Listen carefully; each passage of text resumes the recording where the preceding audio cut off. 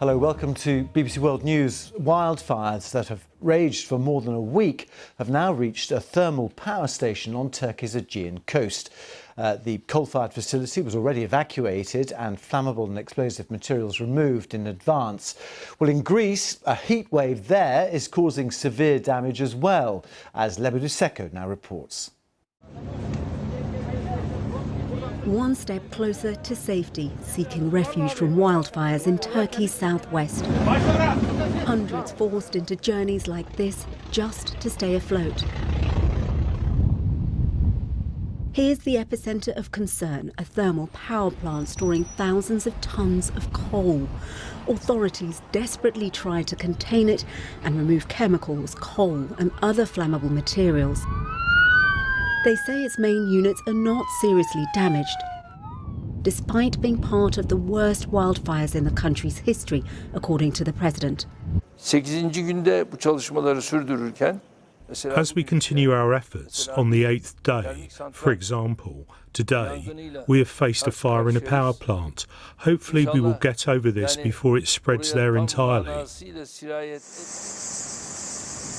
There have been dozens of blazes across Turkey's south, many now under control, but some remain heartbreakingly alight.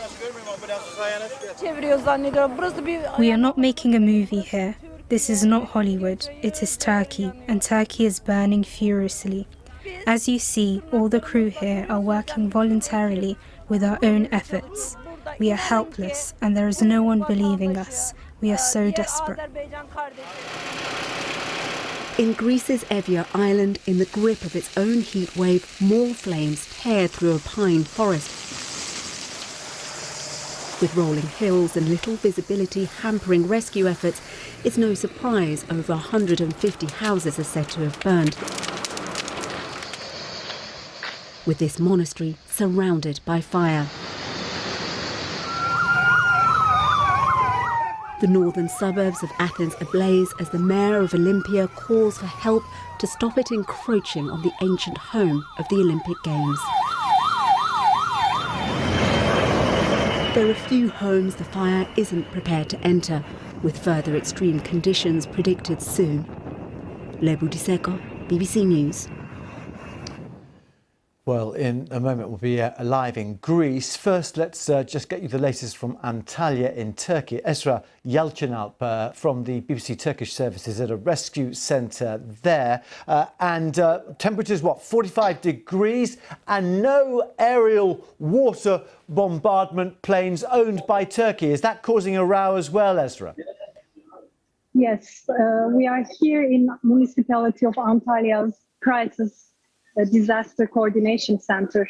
It's very busy here. And we just interviewed the mayor of Antalya, and he said, although the crisis center is working to its maximum, everybody is doing what they can on land. The firefighters are doing their best. It is the 9th day of fires in Antalya, but all they need is planes. He emphasized that all they need is planes because Turkey doesn't have its own planes to put out the fires from above. The fires keep continuing. New fires started occurring today. The ones that started 9 days ago are still continuing. So the mayor called for planes once again. In the crisis center here, the people are taking calls from the citizens who need help regarding house supplies, regarding food, regarding clothes, and they make sure that the donations that come from other citizens reach there safely.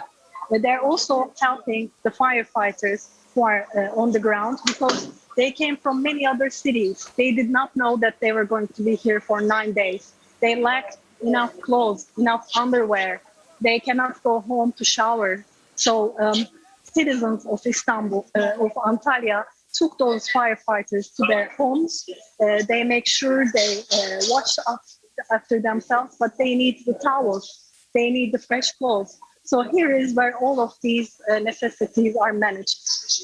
All right, Ezra, with the very latest in Antalya, thank you very much indeed. Let's cross live now to Athens to see what the situation is like there. We can speak to Konstantin Mikolos, President of the Athens Chamber of Commerce. Konstantin, good to speak to you. I'm sorry it's in such circumstances. The power, I hear, has been knocked out there, so you're using the battery on your phone. How bad is it? It's very bad, Tim, and I have to say this time round, because we had a fire manifested 2 days ago in the same area, but these new 3 fire blazes that erupted literally 20 minutes ago must be arsenic. Obviously, this is going to be investigated, but according to my information, there is video footage and photographs showing that in 3 different areas across the forest that I'm in at the moment, at the same time there was eruption of 3 fire blazes. So situation is dramatic. Fire planes have already started their mission, but it is extremely difficult if you consider that 2 days ago we had exactly the same problems that we're facing today. So far, the assessment as far as damages are concerned in this immediate area of the northern suburb of Athens, here in Varibobi and Krioneri, is 90 homes, 27 businesses and approximately 80 cars. And as I said, the authorities are still continuing to assess the damages. I spoke to you 3 years ago. I'm not sure if you remember that, in that terrible wildfire with strong winds, which killed, I think in the end, more than 100 people. Have the winds been a decisive factor here, or are they not as bad as 3 years ago? Well, we haven't had human life lost at the moment, and we hope that this continues right through this ordeal. Back in 2018, as you remember correctly, in Mati, not far away from where I am and not far away from the center of Athens, we had that terrible fire that costed the lives of 104 citizens. As I say, the material damage, because this is not a fire blaze concentrated just in Athens, we have more than 140 fires at the moment throughout Greece. So the material damage is much greater, I would say, than what we had 3 years ago. But let's hope that we are not going to have even one human life lost throughout this ordeal. Let's hope that is the case. Just going back to your first answer to me, Konstantin, I mean, you said that the 3 fires that had started in the last couple of days looked as if they were the result of arson. I mean, what percentage do you think of these fires are extreme climate, and what is arson?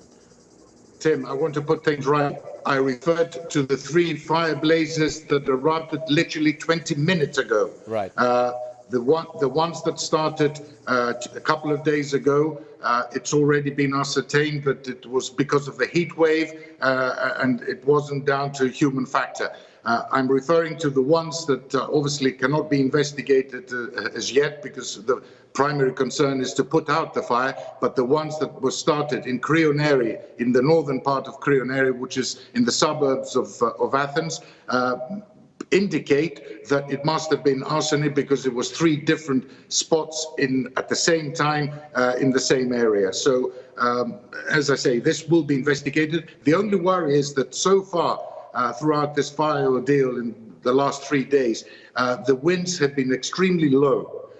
The problem is that the weather reports indicate that as of late tonight, we're going to have stronger winds that are going to be building up throughout the weekend. And that is, of course, of tremendous concern if the fires persist. OK, Konstantin Mikolos, look after yourself. Thank you very much indeed for joining us on BBC News. Thank you very much, Tim. Thank you.